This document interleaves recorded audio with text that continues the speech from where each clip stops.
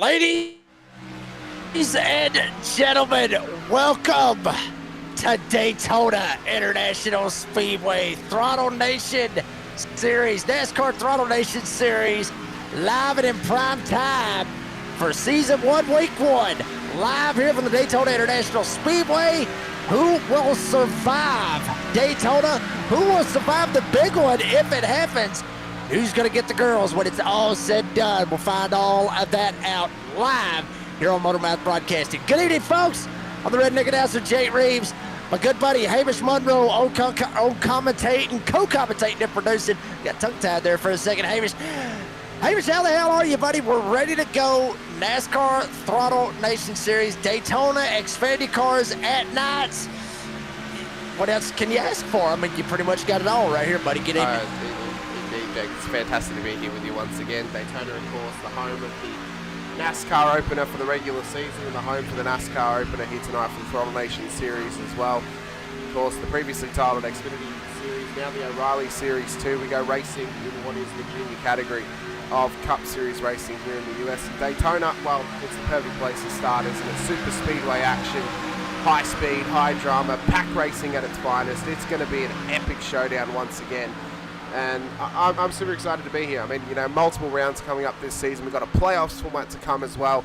Many months, Jake, before we get to Phoenix at the end of the season. And, well, Daytona tonight, what a way to start it. I mean, it's, you know, night racing at Daytona in O'Reilly Series cars. As you said it right, what more could you ask for? I mean, it's going to be absolutely incredible.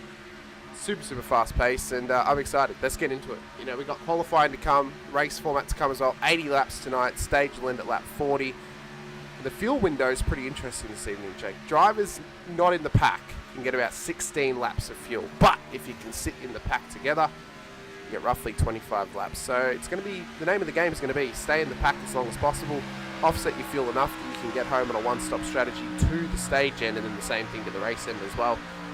If you have to come in early though, Jake, you're going to be locking in a 3-stop, and that might end your race before the checker flag's even out there. Yeah, I mean, that's going to be the big trick out of this. Daytona, folks, if this is your very first time coming to Daytona International Speedway, let me sum it up for you. 2.5 miles in length, 4 turns, 31 degrees in the bankings, nearly 4 stories tall. These guys are going to be able to race 2 wide easily, 3 wide easily as well. 4 wide might be pushing it a little bit, and 5 wide, God help you, odds are you're going to end up causing one hell of a wreck. Tri-oval obviously banked at 18 degrees with a backstretch at 3 degrees of banking. And obviously, this place, this is not the legacy version of Daytona. It's not the legacy version. The legacy version is the one that is beat all to hell. The one that's bumpy, the one that you come through turns 1 and 2, and you're bouncing around all over the place. This is the updated Daytona, which was updated, repaved back in 2011, where the very first race that it was on the repaved was in 2011. Trevor Bayne actually won the Daytona 500 for 2011. That was the very first race that they had on the repaved surface. So that's the version that we're racing on, not the bumpy one. As we're starting to seeing drivers work their way out here, getting around for qualifying. A couple of names out here, 56 Jegs Chevy. It's Josh McConnell. Cody Swim out there in the 77. Hamish, you were talking about that with the 77, kind of looking like, I think he had the Carson Hocevar paint scheme with the El Dente paint scheme. I got to tell you, man, I love that paint scheme right there. I'm a big fan of Carson Hocevar in general, but I love that paint scheme right there. I don't just love the paint scheme, Jake. I love the race suit that he the blue jeans with the fake cowboy boots on the bottom. It was incredible. And hopefully for Cody Swim, he has the same amount of luck that Carson Hocevar did in the Dente here tonight at Daytona as what Carson had out at Talladega as well. Bit of a blink there for Cody. The issues for tonight for these drivers is if they do have connection issues, race control will send them to the back of the field. So they've got to hope they keep their race in check. They keep themselves in a state of mind that's nice and tidy as well. Just to give a quick little update too on some of our race info prior to tonight's start as well, which I'm going to turn off the qualifying mode. No, I can't find it right now. That's fine. We'll run through the info in a moment. But yeah, so as we've said, 40 laps to begin with as Swim looking to set his first lap time here in qualifying. Crosses the line, goes 25.32. Not too far off the pace of McConnell, who's gone a 25.19 to the top. Taylor Strong, Cody Rollins just ahead of Swim as well. Rayson Mason is looking to set a good lap time here. One of the admins of the series here for Throttle Nation. He was fastest in practice. He'll want to go fastest in qualifying well, but right now he wants to do that. It's either going to be a low 50-second time, or it's going to be at least a 49 maybe. If he can do that, will we see a 49 in qualifying? I don't know, but we've already got a 50.21 to 0.28, 0.34 to a 0.43. Those are the 4 times we've been set. As Mason crosses the strike, what's the time going to be? It's a 50.21. He's matched McConnell, so must have come down to the thousandths to put him in P2 for now. Yeah, he's able to pull that off. So big right there for Mason to get it done. The details, obviously, that you were talking about, obviously, tonight. 80 laps here tonight at Daytona. There is a stage break that will hit, obviously, at lap 40. So all these drivers, obviously, are going to be racing to that lap 40 mark. Get themselves lined up for that stage break, pay out some points. Obviously, this season going to be in the playoffs, not the chase, but it's going to be the playoffs with that knockout round like we've had in the past in NASCAR. 2 faster pairs tonight for these drivers, so they're going to have to watch out for that one as well. That kind of gives them a hell of a crutch, to be honest with you, Hamish, with 5 sets of tires, unlimited attempts at green, white, checkered. So if you got 2 faster pairs and you get to unlimited green, white, checkers, it's going to be a hell of a info for you to try to help yourself out. And 65% for the fuel capacity, 65%, what they're looking at, somewhere around the range between 16 to 20, maybe can go a little bit longer, maybe 23, 25. It really depends on that draft like you were talking about, Hamish, because if you're hammered down in that draft, well, not necessarily hammered down, but you could be half throttle in that draft and be right behind somebody that is full throttle, and you're saving gas 9 ways to Sunday. You can go a hell of a lot longer than some of these other guys when they're putting it on the floor. So a lot of that is going to be the strategy that's going to play here tonight for all of that. It's going to be interesting. It will indeed. And I've just noticed as well, very non-nicely for us, Jay. Unfortunately, our timing software has actually got a server issue right now, and it's just crashed on me. So I don't know how we're going to be able to go about this, Jake, now, because I've got no live timing, and I'm actually behest of server issues from SDK. So I don't know how we're going to go about it now, Jake. It's something that we're going to have to try and figure out in the background to try and get sorted. You wing it. You wing it. That's all we're going to be able to do. That's what happens. Yeah, that's what happens. It's live TV, so we'll have to, hopefully, the timing software comes back to us. If it doesn't, I'm not sure. We may have to chat with the admins to see what we can do about it. But yeah, it's certainly something that's not very helpful for us right here. As we'll try and keep ourselves nice and tidy, nice and clear for the rest of qualifying as well. But yeah, let's just take a quick moment here. What we're going to do is we're just going to keep watching the 88 do their laps at the moment. We're going to have a quick chat to the admin and just let them know what's happened and just see what they wish to do for right now. But don't go anywhere. We'll be back very shortly here on Motormouth Broadcasting with more of the Throttle Nation NASCAR Series once more.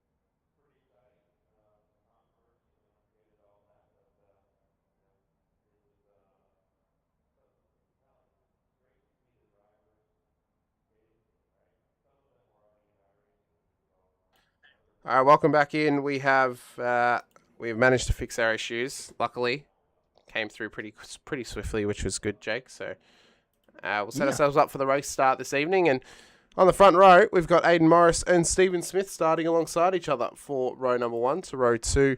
In behind them, we'll find Kyle Dean and Rayson Mason for P4 as well. And to the third row in behind them, it is Ryan Combs and Michael Wolf for the top 6 cars on the grid.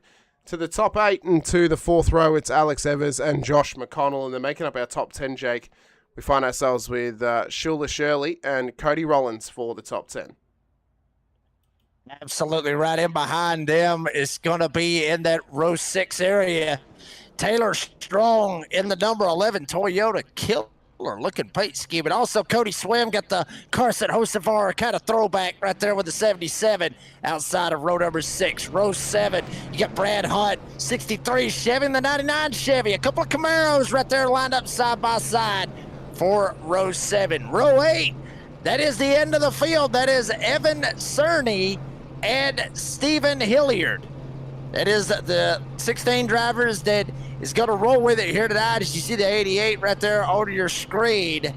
Beautiful looking paint scheme right there. I mean, that was the Gray Ghost for Dale Earnhardt Jr. Love that paint scheme as well. Aidan Morris right there on the pole. You saw him right there with Stephen Smith right beside him. Now remember, folks, we're going 80 laps here tonight, but at lap 40, that is the stage break. So these guys obviously racing to the stage to get the stage points, all that good stuff for the first race of the season. So you want to start the season off on the right foot, get the stage points. Obviously you want to win the race, Hamish, but you know what? I mean, if you want to try to get something good out of the stage, that way, once you get to the end of the race, if you get wrecked out, you can say, well, hell, I mean, at least I tried. I got something out of it. I got stage points out of it.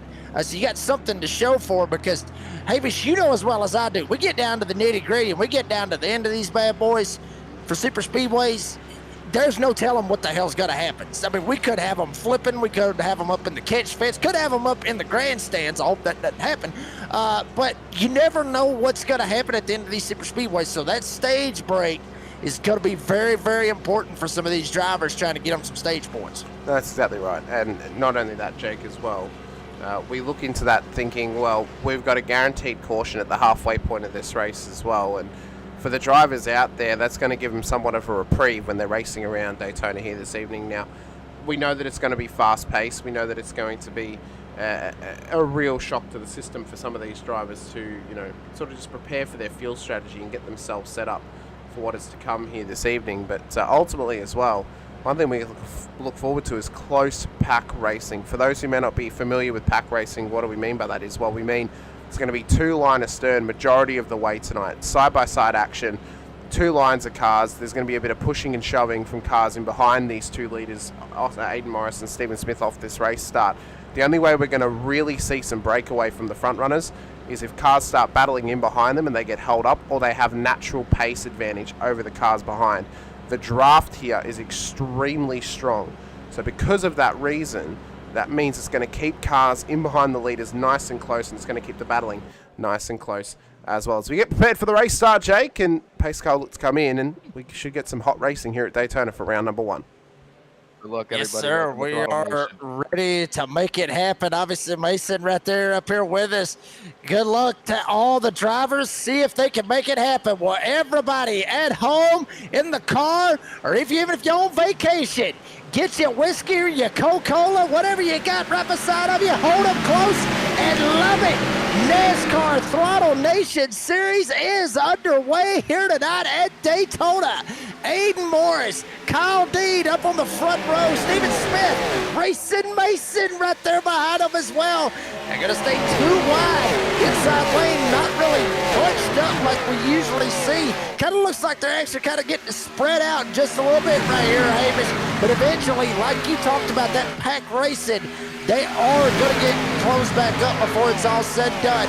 Morris leading them going into turn 3 with Stephen Smith right there behind them. You see as well, there's 2 drivers on the outside trying to make this outside line work for them. No one else is willing to pay ball right now. Everyone wants that inside run, and they all want to sit together on the inside of this line right now. You see them nearly staggered 3 wide up towards the main straight. Someone's already coming into pit lane. Aidan Morris is coming down pit road very, very early in this race. Black flag, jump start for Aidan Morris off the race start. So he's had to come down pit road for a drive-through penalty, not the way that he wanted to start this race, and that's going to drop him a hell of a long way back now. He'll need a caution to get back into this thing, Jake. Yeah, that's got to suck right there. I mean, right off the bat. I mean, first race, first initial start, and then bam, you're already getting busted for jumping to start.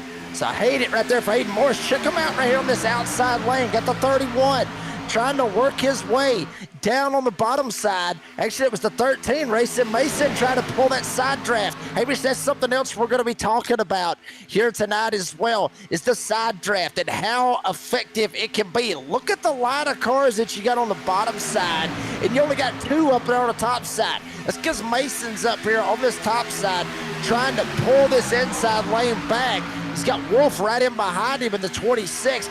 Now a third one tries to jump up. It tries to make something happen. Now the third one jumps up. That's Ryan Combs trying to make something happen as well. But the side draft, it's not necessarily that the guy that's up top or down on the bottom, when they do the side draft, it's not that they're getting a speed advantage. What they're doing is they're just using the air to pull the car back. They're basically slowing the car down that they're initiating the side draft on. So it's not a speed advantage that they're getting, it's an air advantage that they're doing. Here's the problem with that, Hamish. When you come down and you try to put the side draft, other guys might think the same thing and try to do the side draft. What happens after that? You got door banging. What happens after that? You're going to have a hell of a lot of beef, and you're going to have a hell of a wreck.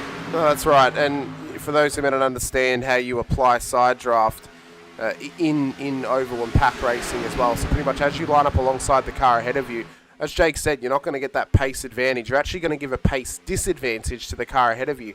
You try and tuck your front wheel into the rear wheel on the opposite side of the driver's car. So let's say for the 31, he goes high on the 26. He uses his left-hand front wheel to sit alongside the 26's rear right wheel. That'll suck the 26 in. It drags him back further and further down the side of the 31. 31 then shoots out and almost gets a slingshot alongside and tries to push past him as well. If you maximise that with a bit of push from the car behind you, you can get a hell of an advantage over the car that you're trying to make an overtake on. We'll often see that strategy play out towards the end of the race as drivers are trying to push to the start-finish line when we get to the checkered flag. So we should see some side drafting throughout the race tonight. And more than likely though, Jake, we're going to see it right at the end when drivers are trying to get that little bit of advantage over the cars ahead of them, which may have that slightly bit more pace on them leading up towards our finish for tonight's race. Close to 40 of you watching out in the live chat. Thank you very much for the support. If this is your first time on the channel, hit the like, hit the subscribe button. Keep up with everything going on here on Motormouth Broadcasting. We're starting to kind of just see everybody kind of take it easy right here, Hamish. You got Mason up at the front, Wolf behind him, Smith, Dean, Combs, that's the top 5. With Alex Evers right there behind them, as well as Josh McConnell. Then you got Sherry, and then you got Strong right in behind them as well. Also, Cody Rollins, top 10, they are pretty much gone from the other pack. That second pack, which is obviously has a lot less drivers than what this front pack's got.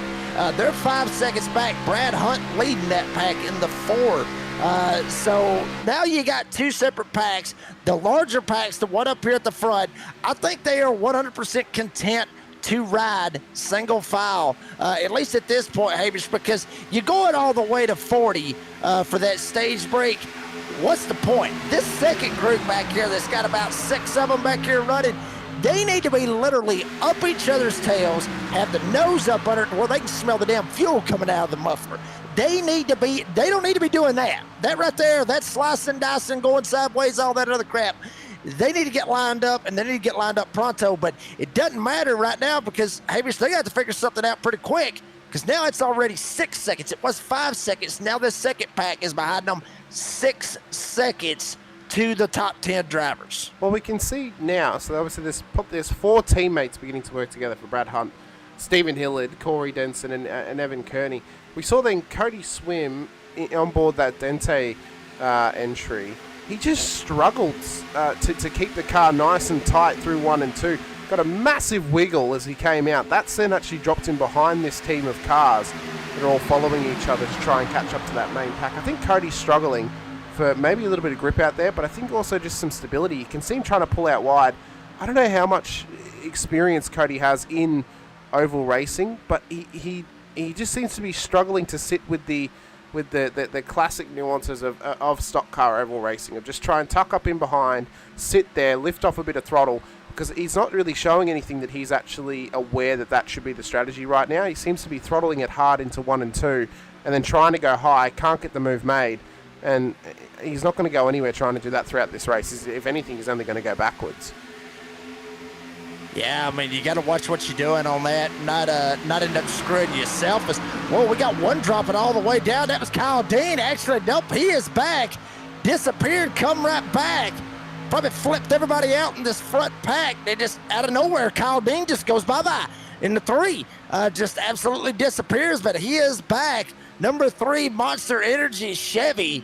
Up here rolling right up in front of Ryan Combs. And Hamish, that right there, I have done that numerous times. I've been in that situation numerous times where you're racing at Daytona or Talladega or the new Atlanta now, since they've done the reconfiguration and the repave on it, and you got a guy in front of you and all of a sudden he just starts blanking as all get out and everything. That scares the hell out of you. It really does. It scares you so much because you have no idea where they're at, and they could reappear and be literally right inside of your cockpit.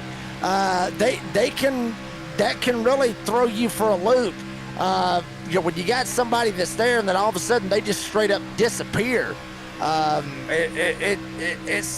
something we're gonna have to watch out for as well. A lot of these drivers gonna have to watch out for that. That keeps them on their toes, Hamish, which is not a bad deal, because you want to be on your toes when you go to these super speedways, but at the same time, it's something that you don't want to have to worry about. You don't want to have to deal with and hope that everybody's internet connection holds up. But hey, ain't nobody's internet perfect. I'll tell you that. Mine ain't the perfect internet in the world, but it's one of those things that just happens. That's one of these things that these drivers has got to deal with.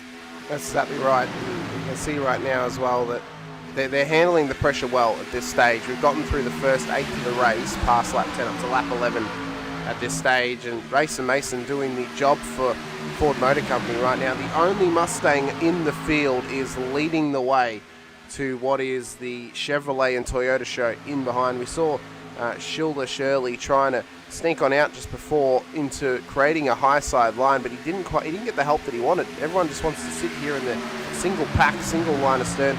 And I would say they're probably trying to just save as much fuel as possible right now, Jake. As we said, out of the draft, you're only going to go 16 laps. In the draft, you're going to be able to go roughly 25 laps. So if they can stick it out, save some fuel, and push on amongst this train, that's going to help gain even more and more fuel for them. This race is going to be won or lost in pit lane, ultimately. There's no point in them battling too wide so early on when they've still got 30 laps to go until the stage ends. So right now they're just tucked in, settled into their rhythm, keeping it clean and mean, and most importantly, keeping it green at this stage. We're not getting any eye pacing at this point. Nice green flag running for the first 12 laps. Hopefully this is a continuing trend throughout the rest of this first stint on fuel. And, Hamish, you mentioned that a second ago. Obviously, the green flag pit stop that we are closing up on, that is just literally right around the corner. That green flag pit stop's coming around. These guys got to have to be very careful about that. Getting down on pit road and, not speeding, not locking your brakes up, not putting yourself in a bad, situation on that. But not only that, you got to think, some of these guys out here, Hamish, on different teams than other drivers. And, obviously, this is our first, season calling with these guys, so we're still kind of learning who is where and, and everything else. But you think about it, these guys, they are in a team chat. They can get in a, race chat and tell everybody what's going on. As we got a little bit of movement now starting to work on the outside lane. But here's the thing. You don't want to try to let everybody know what your strategy is. So if guys are starting to pit down on the bottom side and they don't say nothing, it could stack some of these guys up that's not planning on pitting. And then it could cause a hell of a wreck coming off of turn number 3, as we're already seeing some action already. A little bit of slipping, a little bit of a sliding. And they're already starting to drop back up here on the outside lane. They had some moves going. They had some runs going. That was the 31. That was Steven Smith. Saw him up there at the front trying to battle for it. Now the 77, Cody Swim going down pit road. Next time by. And now we're also hearing that Mason is going to come on down pit road this time right here. So let's see who goes with him right here, Havis. Let's see what happens. We'll see if anyone follows him. Unfortunately for Mason, he's not been in the draft this whole time. So this is the issue now with leading this train, is you can't go as long as those drivers that are saving fuel in behind you. So for Racing Mason, he's going to be forced to come down pit road. We'll see who else is going to follow him. He's not coming in at this point just yet. Taylor Strong is now in pit lane in behind. So an earlier stop for the 11, who we saw having some contact. And the 77 is exiting pit road right there. Cody Swim nearly joined straight on the circuit then as he came out of pit lane. I don't know if he was aware of where the exit lane is. That was very, very close to those race leaders then, Jake. And that was a very scary moment for them as that 77 came out of pit road. Yeah, I mean, that could have been very, very costly, honestly, for the 77 right there with all those guys coming through right there. And we'll see what happens. Obviously, right here, lap 15 of 80. Racing Mason is still holding it down up here at the front still yet. Here we go. Now we're starting to get a little bit interested. Yeah, and literally everybody up here in the top 9. Yeah. Now top 10. Stephen Hilliard coming in. There comes Denson coming in. Cerny's coming in. Literally everybody that has not made a pit stop, with the exception of Aiden Morris, who had that black flag at the start. Everybody coming down pit road. Hamish, I believe this is going to be about a 2-tire pit stop. Damn, we got one spinner right on the front. The 13 overshot. 26. Yeah, the 26 as well. Michael Wolf has absolutely blown up the pit entry. What he's has got to happened burn one to of those him? 2 faster pairs right here, Hamish. I'm not sure exactly what happened to Wolf, but he's going to have to burn one of those 2 faster pairs. Still trying to get the damn thing spun around on pit road. We'll see it right here on the instant replay. What the hell happened to the 26 of Michael Wolf? Here you see him just trying to lock it down. He's got it locked down. He didn't lock it. I mean, hell, he was there. But what happened right here? I mean, I'm looking. Well, he's already smoking. No, that was up at the front. That was up there. Oh, he got drilled. Oh, yeah. He got drilled by the 3. Damn, he got ran from behind. Yeah. Wow. The 3 was not prepped for him to turn into his box. And because of that, he's made contact. That could be a penalty coming the way of the 3 car when he gets running once again. That's affected Michael Wolf heavily in this race. And that 3 entry of Kyle Dean, who now sits P2, I don't think he's going to be sitting P2 for much longer. He may have a penalty coming his way. Yeah, he may end up having a penalty come his way. Obviously, that's going to bust. Obviously, Wolf having to burn a faster pair, plus have to try to get it straightened out. Obviously, he's got 2 faster pairs, so that's going to help him out in that instance. But when they went down and made that pit stop, Hamish, I was talking about possibly, you want to try to fill it up. Go ahead and try to fill it up. Go get as much gas in it as you can get. I was thinking they'd split it right down the middle and go 20 and 20. But looks like they're going to be right at that 16, so that's what they're going to be shooting for. So probably have to make a second pit stop here in this stage to be able to try to make it, say, around that lap 32, 33 mark is probably when they'll go back down. But I mean, here at Daytona, it's not necessarily a big thing about tires. Nobody really cares. I mean, you will eventually, when you get a caution, you want to try to come in and get the grip on the tires and everything, get freshies if you can. But while you're out here running, you may take right side tires, but the main thing you're worried about is gas, because handling on these super speedways is way different than what it would be on a 1.5 mile or a short track or anything like that. The only time you're really worried about the handling on super speedways is at New Atlanta, and that's just a completely different animal in itself. You can see back here as well that, we can get a good glimpse of this grip differential here for Daytona. So for Mason and Schuler, they're battling away down the back stretch side by side. Now Mason's got no help, but all those Camrys are working together of Schuler and Rollins and Smith, just trying to push each other along with that draft. And right now Mason's got nowhere to go. He's trying to get around them, but he can't quite get the run up on the outside line with no help from him behind or anyone to pull him with a draft, although the car of Rollins is just tempting pulling out right now. I don't know if he necessarily wants to just yet on Shirley, but battle's heating up between these guys. Brad Hunt, Taylor Strong, his teammates have worked together. Now, they've been pushing on for Hunt and Denson. They've been pushing on, and they've actually managed to make some good gains through pit lane.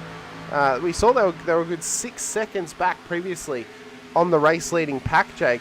They've got themselves up inside the top 10, up 7 and up 6 positions respectively, both of them. Both of them up 7 positions. So they've done an incredible job to strategize this race and get these cars inside of the top 10 and fighting for a good chunk of points here tonight in round 1. Yeah, I mean, that's what you got to do, obviously. I mean, you know, so many stage points up for grabs, and, you know, obviously a race win is up for grabs as well to get yourself locked in, get yourself into the playoffs, all that good stuff. I mean, just so many factors as we are just now a quarter of the way through the distance here tonight, obviously for the Throttle Nation 200 here tonight at Daytona. And I mean, pretty good little race. I mean, you hate it obviously for Michael Wolf in the 26. I mean, he just got straight up ran over, literally just got absolutely annihilated, got ran over, but he was able to burn that fast repair. But, you know, Havish, I say it all the time, you know, if you don't have fast repairs, well, it makes it more realistic, and that's a good thing. You know, you want it to try to be as realistic as possible. Here's the thing, though. He would argue that right now. He would be tickled to death that he's at least got one fast repair, because if he didn't, he'd be out of this race before you even got, a quarter of the way through it. That sucks right here. It's a season opener. You never want to put yourself in that kind of boat, as we're already seeing guys work their way around and put Aiden Morris one lap down, first driver to go one lap down here this evening. Yeah, it's not been a good start for Aiden. Of course, he had that initial black flag from the start line where that's forced him well down the order already, and it's not the way that he wanted to start this race, of course. I mean, you saw him started on pole, lap 1, had to come in, do a drive-through penalty, and he has remained at the back end of the field the entire time. He is hoping and praying for that stage to come his way so he can get back onto the lead lap, back onto the rear end of the pack, and try and at least fight for race points. He's not going to be in a chance, though, to be able to get himself some stage points, unfortunately for him, Jake. He would need a caution prior to the stage end for him to get back into this thing and back on the lead lap. Now, he is tucked up behind the lead pack of cars, so he will get some good gain off of this. But, yeah, the main issue for him right now is he's a lap down on the race leader. He is the first car down, a lap down. So, luckily, he will get the lucky dog if we do get a caution. But, ultimately, he is in no man's land right now in terms of stage points opportunity coming the way of the 56 entry. Yeah, I mean, odds are, I mean, he's going to get that caution here, in a matter of, about 17, 18 laps. That's when he's going to end up getting that caution at the stage break. So that's kind of what he is just aiming for. But, he don't want anybody else to end up getting one lap down or more, or one lap down before he does. Because if, say, Cody Swim in the 77, say he goes a lap down, that screws Aiden Morris. Guess what? Now he's not the lucky dog anymore. Now Cody Swim is going to be the lucky dog. He's going to get himself back on the lead lap. So, Aiden's going to have to tuck right in there with these old boys. He just got to keep on trucking or not. Is that Aiden Morris that is down on the bottom of the racetrack? I believe that is the 58 Aiden Morris. Hamish, what is, probably because he has yet to make his pit stop, if I'm not mistaken. I don't think he made a pit stop yet. So I think that's why you see Aiden Morris coming down pit road right here in the 58. Oh, Josh McConnell as well has got a meatball flag. So I think he's actually, he's either damaged this engine or he's damaged this car. You can see the front left wheel. That front left wheel has got, or front right wheel, sorry, has got very heavy damage.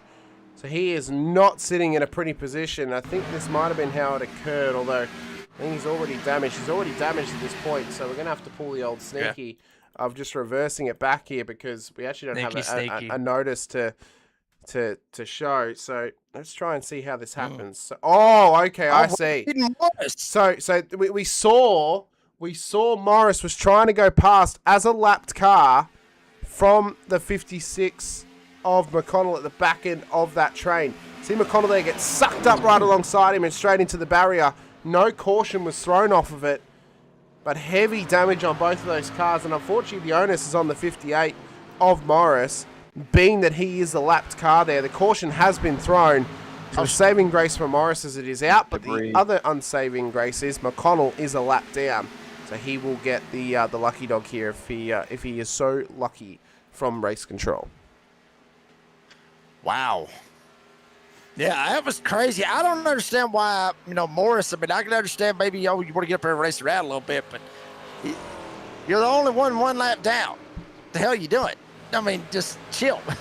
But, I mean, it is what it is. And, him and McConnell, obviously, right there as well. So, obviously, look like Josh McConnell would probably, from what I'm seeing, I think he'll probably get the lucky dog. So, looks like Aiden Morris is actually going to get double whammy out of this whole deal. Kind of screwed himself in that one by causing the caution, but not actually getting his lucky dog off of that as well.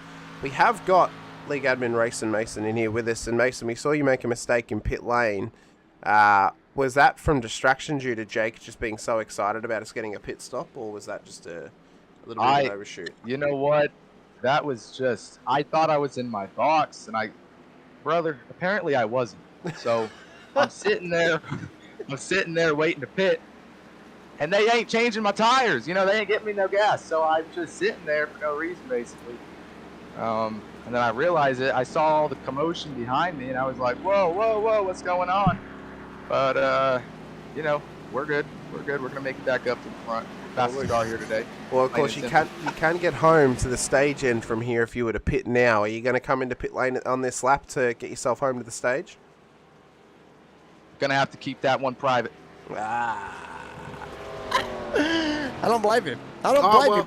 I think, Jake, if someone does not come in right now under this caution, that is not sound race strategy. You've got to come in now. It's a free stop, and it's right on the cutoff line to get you home to the stage. And the front runners are coming in. McConnell's going to stay out to get his wave around. Mason has stayed out. No, Mason's coming in. Okay. I thought he was going to stay out then due to the timing, but no, he's in the pit road. So everyone's in other than McConnell and Morris at the front of the field. Here's the thing, though, Hamish. I mean, you're asking a driver that's on the racetrack, what is your strategy? What are you thinking about doing right here? He's not going to tell you live on the broadcast. He's not going to tell you, hey, this is what I'm thinking about doing for everybody to hear what's going on. You always try to hold them close to the best. You never want to tell what you're planning on doing because you don't know. Some of these drivers, maybe Ryan, maybe Kyle, just any of them, Brad, anybody could be sitting there with their phone out listening to what's going on the broadcast. Oh, hell, he's going to do this. All right, Mason's going to do this. Let's follow Mason. Let's go down and let's do what he's thinking. Either that or he may be sitting there saying, no, I'm not going to pit. And they go, okay, well, we're not pitting. And then he fakes them out. I mean, there's that possibility. But drivers never give away their whole strategy. They never do that because it always ends up doing that. Now, I ain't got a damn clue what the hell he's doing right now because he's down pit road and he's still sitting there. But the only strategy I could come up with on that one, Hamish, is maybe Mason is wanting to ride at the back. That's why he's coming out a little bit late. He might have had a little bit of damage, but I think maybe that strategy is just go ahead and just ride back there at the back because it is going to be, like you said, we can make it to the end here with this stage. So everybody's going to be more or less kicking it right here. Nobody's going to be, halfway doing it. Everybody's going to be moving right here. So they're not going to be playing around. So that's the point of this right here, obviously, is that I think Mason's probably sitting there thinking, okay, we're fixing to be rolling. Everybody else is going to be going for it. I want to be at the back because I want to try to miss this big wreck that we're fixing to probably have. Well, we can ask him right now. Mason, did you get a black flag or was that strategic? Well, it wasn't the way I wanted it to plan out, but I had some damage. I got nailed. Okay, someone wasn't clear and nailed me into the outside wall going into 3. And man, Are you mad at him? Not using a fast repair. I don't even know who did it. I think it was one of them supers, so I'm not too happy with them Toyota OEMs right now. But You got beef? I'm not too happy with the Toyotas. I'll tell you, I ain't gonna work with them. Close enough. We got beef. He's got beef. He's got beef, Hamish. Mason's got beef. Jake was waiting. Jake was waiting I was so hard on that do it. button, ready to press it. He's like, I've been waiting to press it all show. Come on, baby, tell me. He finally got to. Close enough. Close enough. But we got Ryan Combs on the front row. Kyle Dean up there with him. We don't know, though, if Kyle's going to get a penalty in this race for drilling Michael Wolff in pit lane. But Alex Evers as well. Brad Hunt, Shyla Shelley, Cody Rollins, Michael Wolff, Taylor Strong, Cody Swim, Evan Cerny. The top 10 at this stage. Some of them may struggle to get out of there though. Some drivers took tyres on that stop. They've got 5 sets available to them tonight, so they should be able to take tyres at every single stop if they wish to. They won't need to though. It is sometimes the betterment choice to take just fuel because you're not actually going to burn the tyres off all that quickly. We're going to get ready for the restart, Jake. Pace car will come in. Combs and Dean on the front row. Who is going to control this thing when we go green flag running once more here at Daytona? Let's see how this ends up working out. Ryan Combs, Kyle Dean up here on the front row. Brad Hunt, Alex Evers right there behind him. Cody Rollins. It's Shuri. Boy, that's a tongue-tied of a name right there. But here we go back at it with 12 laps to go here in the first stage. Combs going to be able to squirt out ahead just by a little bit. Now Evers going to be lined up right in behind him, sitting in the second spot. Dean will go to third. Sherry will end up sitting in the fourth spot with Brad Hunt sitting in the fifth spot. As they start to work it out, starting to see a couple of guys start to make some moves. Outside, inside, people kind of moving around all over the place, Hamish. But up at the front, looks like Combs and Evers pretty much content as we tucked right up to one another. Looks like it's about the front 5, maybe 6 drivers lined up single file, then you're double wide behind them. Yeah, they're trying to get back into that rhythm and back into that groove, and hopefully for the driver's sake here tonight, we're not going to settle into a moment where it's caution after caution. Hopefully it's not an omen to come, but Combs sits in a controlling position at the front end of town. You can see that Rollins and Strong are trying to work together back here to sneak their way back forward again. We saw the mistake in pit lane of Michael Wolff after he got hit by Kyle Dean, and he's now trying to push this car back up towards the front end of town as they enter the backstretch once again. Lap 30 of 80. We have got 10 laps to the stage end when we cross the strike. This time by, you can see those cars in the low line of Shirley and Hunt just getting a little bit loose, trying to keep themselves in line and keep themselves in check, pushing forward. Yeah, I mean, the front 3 actually starting to separate a little bit now. Now you got the battle going on back here. There is Rollins up on the top side in the pink Toyota. Down on the inside, obviously, there is Sherry in the 5, trying to mix it up as well. Actually, that's the 33, the Miller High Life looking car. Pretty cool, actually. That is Sherry. Sherry almost hits the wall. Hunt diving it down to the inside. Big move right there by Brad Hunt. He'll bring Taylor Strong along in the 11. Oh boy, Sherry almost ended up smacking the wall over 1 and 2, able to straighten it out. That could have been absolutely detrimental to his case to be able to make something happen here tonight. Look at that whole outside lane. Damn near every single one of them sliding up. How about Michael Wolff, though? In the 26, sitting up in the 10th spot. He's the one that got tagged in the back end, got spun around on pit road. It knocked the whole front end off of it. He had to burn a fast repair. Not only that, but had to pull forward, back up, straighten it all up just to get himself lined up in this pit box. Obviously, Michael Wolff, big deal for him to be back in this. That caution saved his hiney. He's back up into this right here, 26. Still up here and still got a shot at it. He does indeed. He's dropped back a couple of positions down to P11, but he's still fighting within the pack. They're nearly staggered 3 wide. Further back, they are 3 wide. Big one on the backstretch. The 24, the 18, all involved. The 33 of Sherry as well. Yellow flag. Caution is out. We're not close enough to the stage end to end it early, so we're going to get a little dash to the stage finish. we may see some cars sneak down pit lane in a strategic move here, Jake, just to offset themselves before the stage end. Give up some stage points, but get better track position for the rest of this race.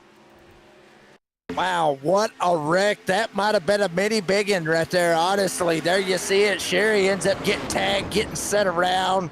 Obviously, others, Mason right there in the mix. We see him getting tagged once, twice, 3 times and getting set around. Cody swimming to 77 going around as well. Honestly, I think it might have just been a bad bump draft gone wrong, Hamish. I mean, just ended up getting one driver on the bottom. They get set to get tagged. He, might have got him in the right rear a little bit. I think that's what happened to the 24. Just kind of got tagged and got set up toward the outside retaining wall. Sherry had nowhere to go. Just innocent bystander tagged him in the left rear.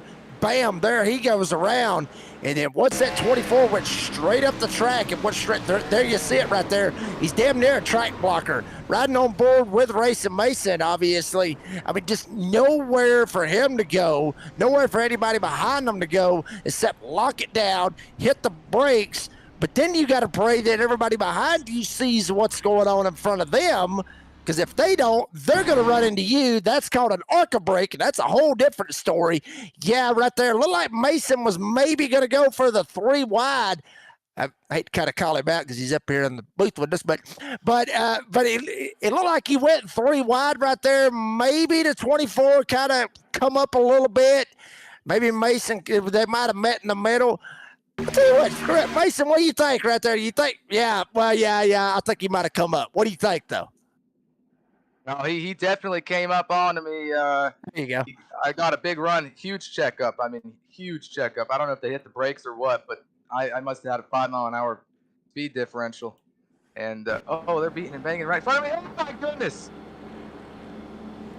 We got beef on the racetrack back here where Mason is. Oh, wow. I don't even know. They almost just wrecked on pit road. Anyways, I don't even know what car that was. I think it was a yellow or green one. Here we go. He definitely came up the track.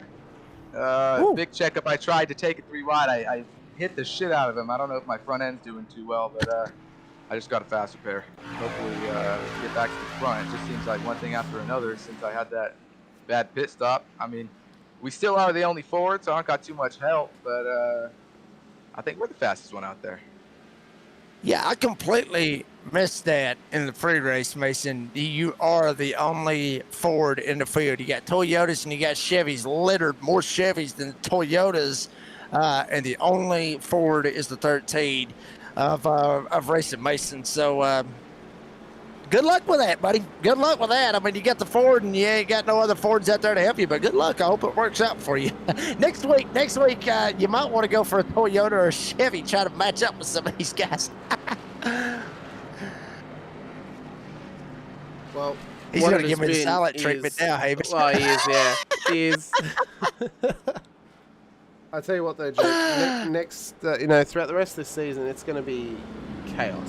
Absolute chaos throughout the rest of this season. But what we've seen already tonight is we've seen that we're getting into the issue of caution after caution after caution, and that is the issue that we're facing right now for those drivers that are out there. We are going to prepare for a restart, and we're going to hopefully keep ourselves in check for this restart as well. You mentioned next week, though. Going to be a hell of a race coming up for us in the next round of the season, of course. We got a Rockingham Speedway for next week, and, what more could you ask for, Jake? It's going to be absolutely incredible. Rockingham next week, Vegas, Atlanta, Talladega, New Hampshire, Kansas. That'll all take us to the summer break. Then we return at the end of August at Charlotte, then into Watkins Glen, Nashville, Darlington, Homestead, Miami, Martinsville, Indianapolis Motor Speedway, Texas Motor Speedway, Michigan, and then Pocono will end out the regular season before we get into the playoffs at Daytona, Darlington, Auto Club, Bristol. The series finale at Phoenix come season's end. It's going to be a fantastic run to the end of the season across many, many months, many, many iRacing seasons. And, we're just starting. And it's already been exciting here tonight at Daytona. But Rockingham next week, that is going to be a fiery one. It's bumpy. It's different. It's going to be a challenge, and I think we're going to be in for an absolute barn burner next time out at the Rock for Rockingham Speedway. Yeah, I mean, I love the Rock, obviously. I love Rockingham Speedway, but obviously that little track. That one little track that's obviously right there on June the 3rd. Pretty pumped up for that one, to be honest with you. Talladega, obviously, right damn near my backyard, if you will. Atlanta, more or less in the backyard as well, so I kind of get it a back-to-back kind of deal with Atlanta and with Talladega. Both of those races kind of back-to-back, so kind of pumped up for that one to kind of see how that's going to end up working out. But obviously Rockingham, Vegas as well. I'm not 100% why they decided to throw Watkins Glen in there, but I mean, you got to throw a road course in there for some of the road course road courses but, in the O'Reilly cars, Jake. That's what I say. Give into road courses. No, I still hate road courses. But anyway, that's beside the point. We'll worry about Watkins Glen when we get there. We're still at Daytona with now coming to the line. It will be 5 laps to go here in the stage. Ryan Combs up here at the front. Kyle Dean now is going to shoot out ahead just by inches for the second spot with Alex Evers up on the top side. No help to the outside. Evers is going to free fall. He's going to backtrack. They work their way around the 24 down on the bottom side. That's Evan Seri. And now they're going to bypass him as well. Combs down on the bottom. Here we go. Dean going to jump up to the top side. Will he get help? Yes, he will. Brad Hunt going to work up there. He'll jump up atop. Here comes Strong as well. Dean left Combs hanging. Dean and Hunt to the front here at Daytona. Watch for Michael Wolff as well. Man, he's been in the wars tonight, and he's already pushed his way back up into the top 5. P4 for Wolff at this stage. 4 laps to go in stage 1. Kyle Dean leads to Brad Hunt, Taylor Strong, Michael Wolff, Ryan Combs, Stephen Smith, Rayson Mason. Mason Ramirez has gotten himself back into the top 10 against Aiden Morris, Alex Evers, and Corey Denson in behind them as well. But Dean is holding on strong at the front end of town. Can he be challenged from Hunt and Strong as we line up for 3 to go and we cross the line? Yeah, Dean going to hold it down there on the bottom, down in the center where Grandpappy hides the moonshine from Granny, right on that double yellow line. Brad Hunt trying to hunt for the front, trying to hold her down. He'll hold it in that second spot. He's the hardest charger of the race, up 11 spots. Strong sitting in third. Wolff in fourth. Combs actually able to get back to fifth, but surely to God, he's going to remember what happened to him just a lap or 2 ago, that everybody just hung him out to dry and left him hanging. Combs will try to find him some help, maybe try to get back up into the mix. It's Dean coming off of turn number 2 with 3 to go here in the stage. 3 laps to make yourself a hero and get yourself some stage points. Good push from Hunt on the backstretch on the back of Kyle Dean's car. Can they keep pushing on? Little bit of a wiggle there from the nudge in towards turn 3 as they enter once again. You can see the pack of cars that are continuing to pressure them for this run up towards the line for the stage end. Can Kyle Dean survive? Or is Brad Hunt going to get a chance to come past him? Watch for Taylor Strong as well. And watch for Wolff and Combs, who've been sneaking their way in behind them as the front 5 push on. 2 to go in the stage. Front 2 up here, getting a little bit rough and rowdy. Now the third. Now that second lane going to start to try to make something happen back there around the 5th, 6th spot. That's where you find Ryan Combs. That's where you find Rayson Mason. Mason getting a little bit racy, trying to get himself back up here at the front of the field. But for the moment, it's Kyle Dean, it's Brad Hunt. They work their way into turn number 3, coming back around this time to take the white flag. 1 to go in the stage. Kyle Dean, Brad Hunt, who can win? Who can get the stage points? At the halfway point of the race. Across the strike, they'll race as hard as possible. Can anyone get a run in behind them? Is anyone going to go for it? If you're going to do it, it's got to be down the back stretch in towards turn 3. No point going for it in turn 1 and 2. You're only going to get chewed up the next time you get into the corner. As they run around 1 and 2 once more, we'll see who looks to go for the push. You can see there Brad Hunt, he's looking. He wants to get out in front of Kyle Dean. Is he going to go for it? Wants to try and get alongside. Down the backstretch. Strong doesn't come with him. Can't get the run. Watch for Michael Wolff. Watch for Mason as well on the outside. They're staggered 3 wide. In towards turn 3. Can they hang on to it? for a third place in the stage. Mason, Strong, Wolf, it's Ford, Toyota and Chevrolet battling away for a podium position in the stage. Kyle Dean will come up towards the line. He's got a little bit too much for Hunt. They're wrecking across the tri-oval. Strong and Wolf across the grass as Kyle Dean wins the stage. Ahead of Brad Hunt with Mason. Ahead of Combs, Smith, Denson, Morris, Hillard, Evans and McConnell, the top 10. How about that? What a finish here to stage one here at Daytona. Looks like Kyle Dean is going to get it. Hunt gets second.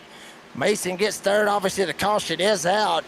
And Wolf spinning around right there coming off of turn number 4, able to straighten it out and keep it going. But look at this. 3 wide, Strong on the bottom. You had Mason up on the top side. We'll see what happened to Wolf. Or did he just straight up just get absolutely in a bad spot and screw himself?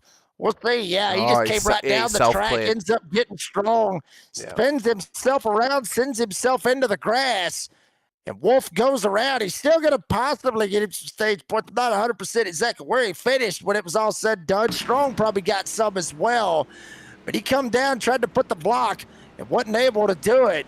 When it's all said and done, Kyle Dean ends up getting the stage 1 win, the stage win.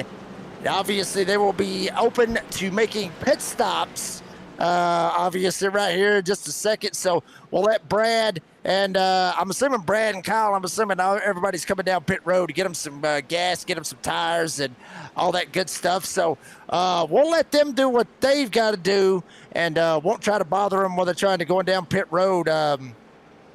But we'll see what they do right here. But, I mean, hell of a finish right there, Hamish. Hell of a finish to end that stage. What a finish it was, Jake. And gives us a chance just to reset once again for the second half of this one. As we said, we expect cars to come down pit road at this stage. The top 2, by the way, they last came in on lap 26, so they only came in on that one caution. They didn't come on the next one at 33. They stayed out. They held track position, and that's paid out for them to no end here towards the end of this stage. So good chunk of stage points for Dean and Hunt. And then what a return to the podium there for Race and Mason towards the end of that as well. He pushed hard to get that car back up onto the podium. It's a little bit of heartbreak for Michael Wolf. He did get some stage points, but he is at the back of the field now after that contact from the self-clear onto Taylor Strong. And the hard has to go. It's Taylor Strong for that. He was sitting nicely on the bottom line. Wolf just wasn't clear. Came down, hooked the front end of Strong's car, and both of them have gone off the circuit as the front runners are going to come in. Smith and Morris, though, have stayed out. Is Shirley and Rollins going to come in? No, they're going to stay out as well to take some track position. Offsetting their strategy just slightly now here, Jake, but they can only go as far as probably lap 48 or 50. They're going to need some heavy fuel saving if they want to get this job done on one more stop. Everybody else, though, is coming now on lap 40. They should be able to do this race in one more stop to the end. Seems like it. We'll see how it ends up playing out. Stephen Smith, Aiden Morris, sure. I'm going to end up screwing his name up a couple times. Scholler Sherry. Close enough, I guess. I'll end up talking to him and end up giving him a hell for it at the end of it. Cody Rollins, they are the drivers that stayed out. The rest of them coming down, getting tires, getting gas. Pretty much all of them coming in. A couple of them took in just gas, maybe just took tires, but for the most part, 4 tires and fuel. We're gonna step away for just a brief second, folks. NASCAR Throttle Nation Series at Daytona. We're back right after this.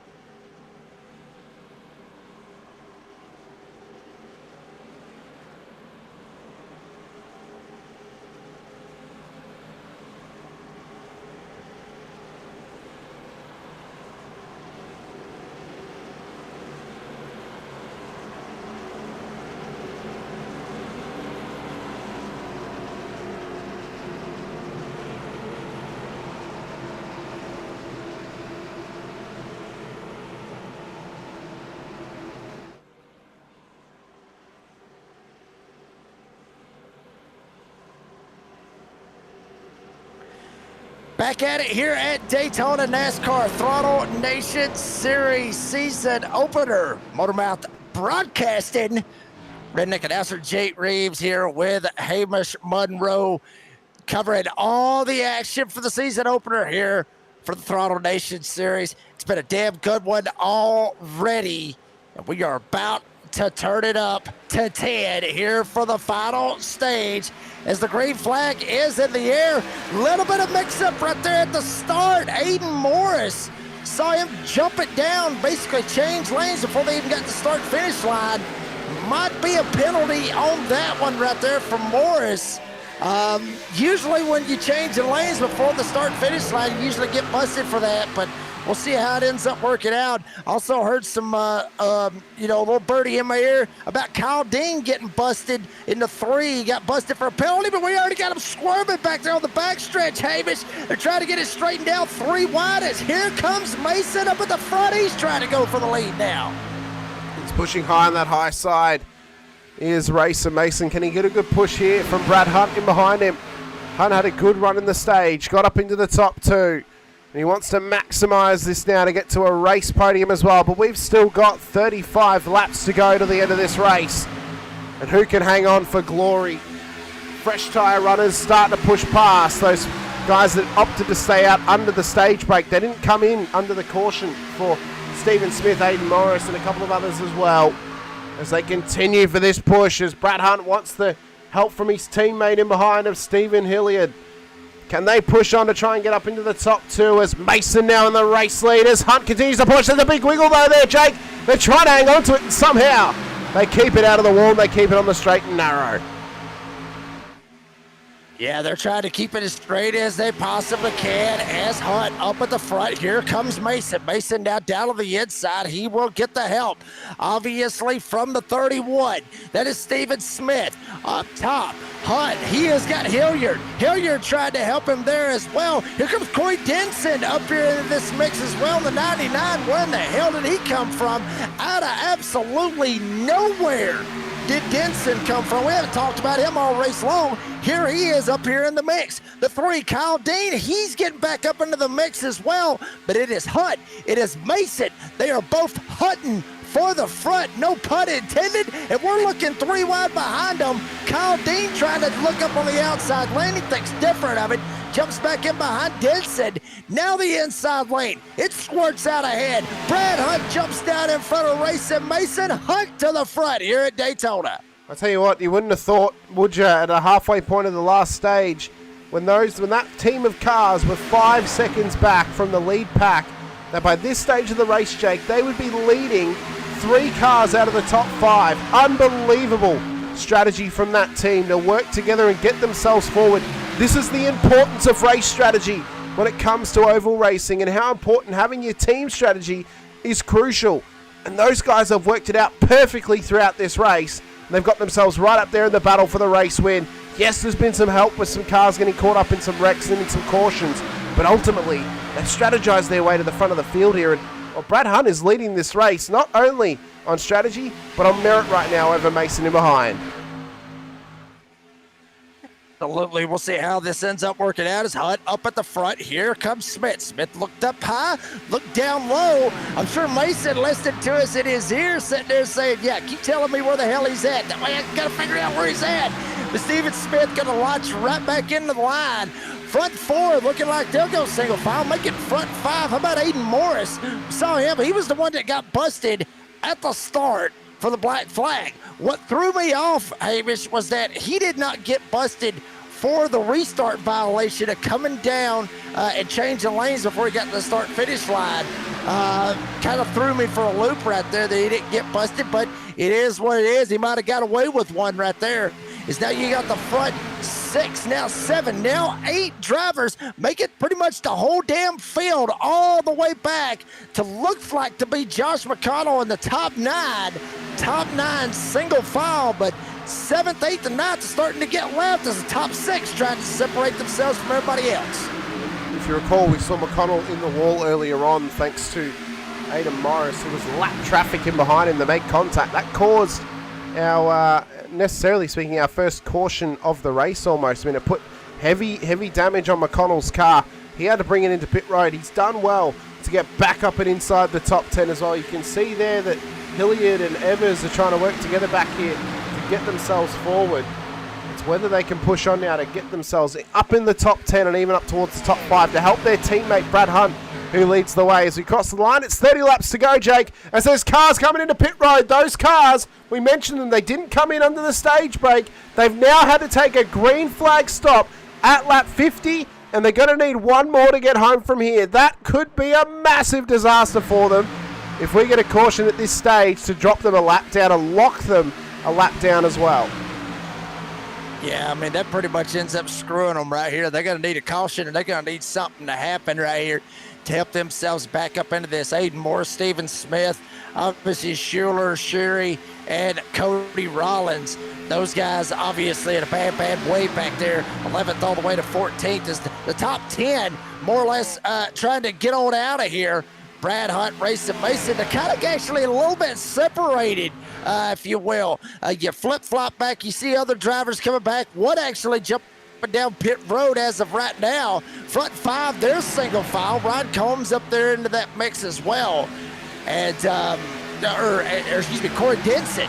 That's the 99. See, Corey Denson is just completely off my damn radar. We have barely talked about him all night long. And just out of nowhere, Corey Denson and the 99, bam, they're up here. They're up into the mix right here with less than 30 laps to go, and they just happily decided they want to show up and race. I mean, it's unbelievable. It's crazy, honestly. Well, I mean, as we said, the team strategy of these guys that we mentioned before, that they were 5 seconds back prior to that first caution, if you recall, Jake. So they were so far down the order and dropping time.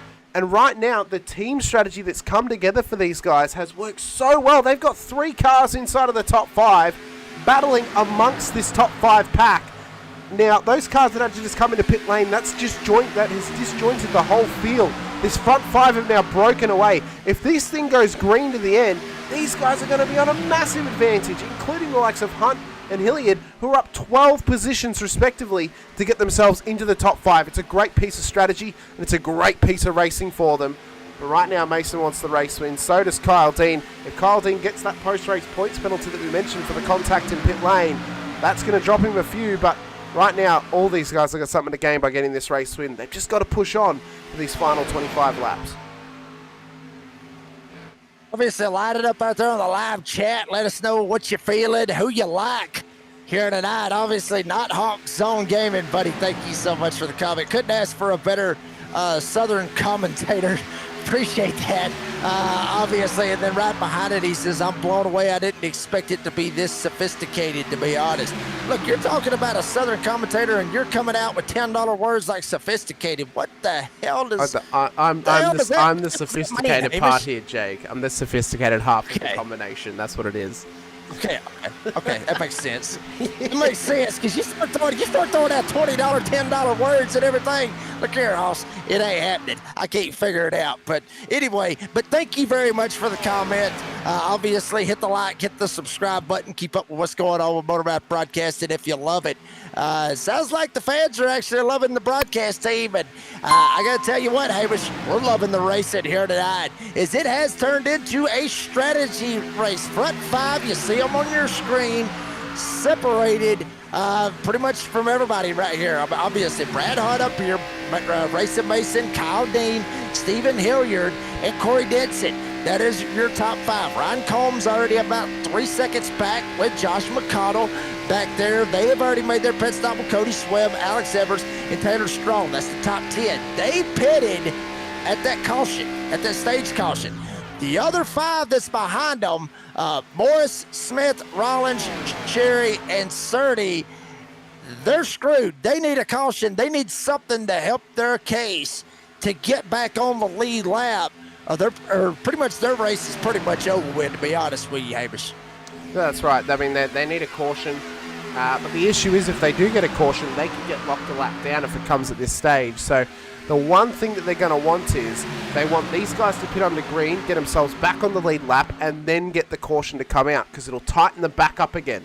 So the issue for Morris, Smith, Rollins, Sherry, Cerny, and Wolf They need a caution, but they need it in probably 5 to 10 laps time when everyone's done those stops to tighten them back up with the field, get their free pit stop in, most importantly, get themselves not locked a lap down on the lead lap. That's what they want. The issue is the front 5 are running away. They're pushing together. They've also now just caught the teammate of 3 of those cars in the top 5. We mentioned Jake, Brad Hunt, Hilliard and Denson. They've just caught their teammate as they've now got to try and push past him and maybe carry him along a couple of spots here and help him gain some time. But the issue is he's now a lap down on the race leaders. So he'll get a lucky dog if we do get a caution, but ultimately he'll want to try and keep himself in this thing.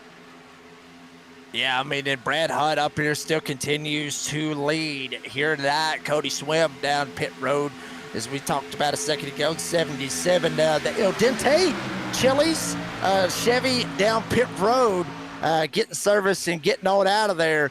So now it is still the front 5 is still up here. Brad Hunt, Mason, Dean, Hilliard, and Denson. That is the top 5 that's sitting up here. There is Brad Hunt. That is basically what kind of hell he has been through here tonight. Obviously started in the 13th spot. He went up for a little bit, then he dropped. And then he went all the way up to around the 5th spot, and then he kind of circled around, tried to figure out where the hell he wanted to be at. And eventually he settled in to the lead, which is exactly where Brad Hunt is, right in front of Mason. And obviously that's where he would love to finish, is up 12 spots from where he started at. But coming up, we're closing in on that 20 to go mark. There's your race recap. Obviously, Brad Hunt is the leader at lap 58 of 80. 3 cautions for 9 laps with 5 different lead changes.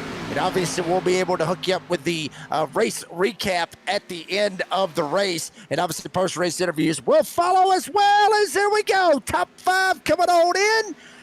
Screw it. Making the 6th, 7th, 8th drivers. They're going to slide on in as well. Oh, Hamish, you know what time it is. You really do know what time it is. It is the money stop here tonight at Daytona. And check it out, Mason trying to slide into the pits. Oh, good God. I think I might have just screwed him right there on his pit stop. No, what I think screwed him was the fact that the 3 was on his inside. He couldn't get into his pit box.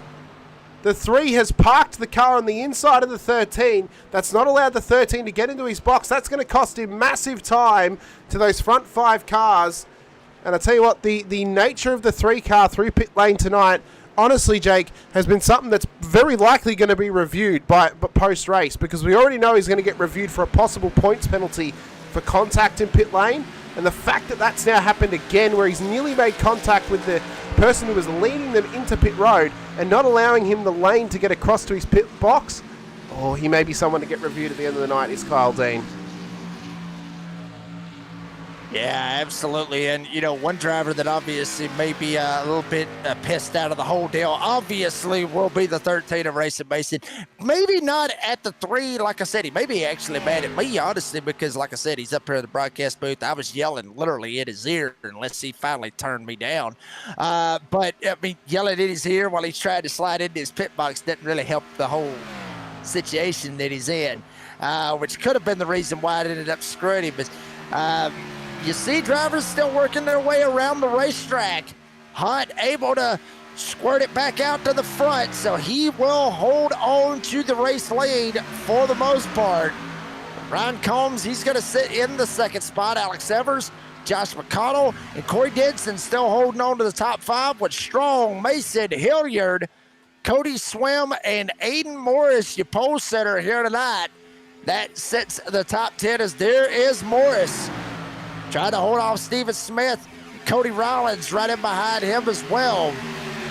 And these drivers back here, Morris, Smith, Rollins, all these guys, they are the ones that stayed out at the caution. Obviously had to make that pit stop and put it on lap 50, so they got 20 laps to go.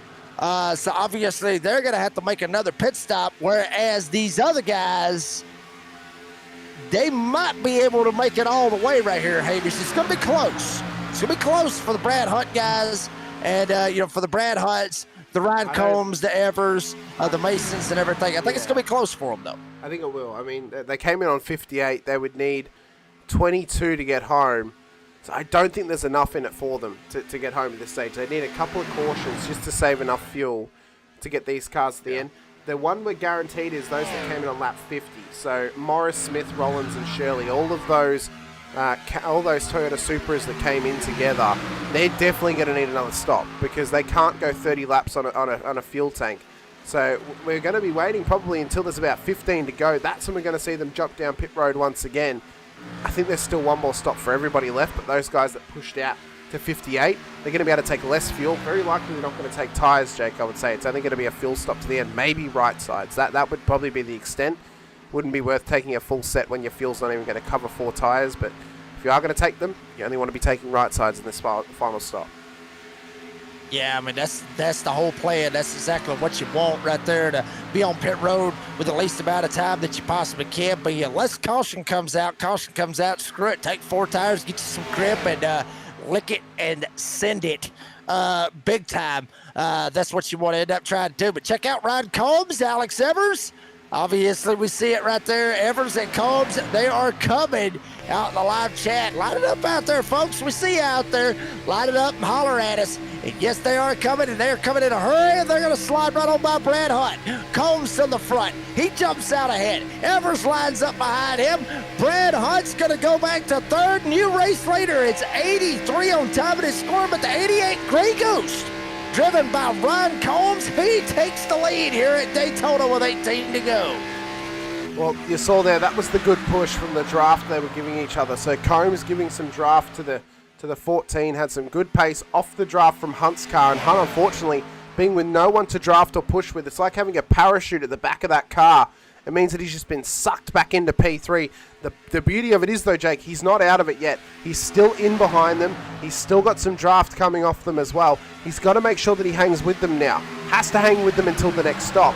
When they come into pit road, that's what it's going to be. That's going to be probably the real money stop, Jake. I know we called the last one the money stop. The next one's probably more so a money stop, because you've got to determine, do you take just the amount of fuel to get you home with right side tyres, or do you take a full tank of gas in the hopes that there could be a green-white checkered?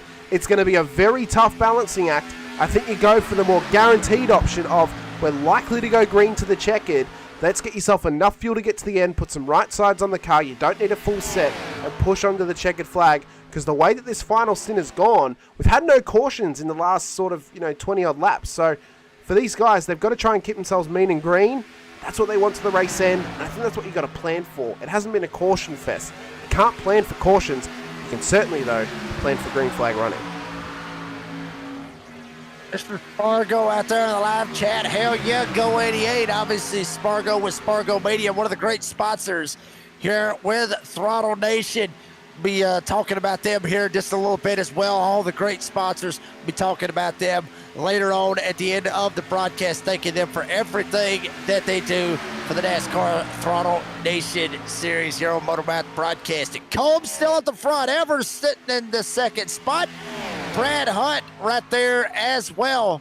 And, Hamish, I'll ask you about this as well, as we see, obviously, the 26 of Michael Wolf coming down pit road. Buckshot Plays puts out a good point out there. Teamwork is key at these super speedways. Makes a world of difference when you've got good drafting partner to build those runs. Yes, that is 100%. But here's the trick. When you run into a situation and you have drafting partners, let's say they're not a teammate. Let's just say it's just somebody that you've got to trust. If you got trust issues like I do, you don't trust them that damn good. You're just praying that they won't end up dumping you, when it's all said and done. But Hamish, you ever been in that kind of situation where it's not a teammate pushing you, but it's somebody else that you gotta trust them to not wreck you, to not dump you, to not hang you out to dry? Have you ever been in one of those situations? Because I hated them. Yeah, I have, and often at times it's a situation of you try and get over the radio and you just say, all right, let's not battle for right now, let's push on, let's try and catch the pack up ahead of us. Now, I've got more of a road racing experience, right, more so than I do my oval experience, but even in road racing it's the same thing. It's you're wanting to work together with somebody to chase down the pack of cars that are ahead of you. The way you do that is you try and work together with some draft without battling too much, and both of you trying to run your line as strong as possible. It's the same thing in oval racing. You need a partner out there to help pull you along, and often at times there will be that gentlemanly agreement between each other of, we're going to push on together, we're going to catch this pack of cars, and then we're going to battle each other. And every driver with their level of experience, they have the knowing that now's the time to work together. Soon it's going to be the time to push. We work together now, we give up a little bit of ego to then actually fight hard for our ego later in the race. And that's exactly what Combs and Evers did. They worked together, they got themselves to the front, and now they're going to battle for the race lead with Brad Hunt, and possibly for a race win here tonight out of Daytona. So it's a good showing of it. Yes, it can be uncomfortable if you're not quite sure, but if you're open and honest with your competitors, they'll be willing to work with you as much as possible. And if they're not, they're only going to be hurting themselves. So, most drivers will be wanting to work with you because it will help them in the long run if they can just sit with you and work together for the majority of the race.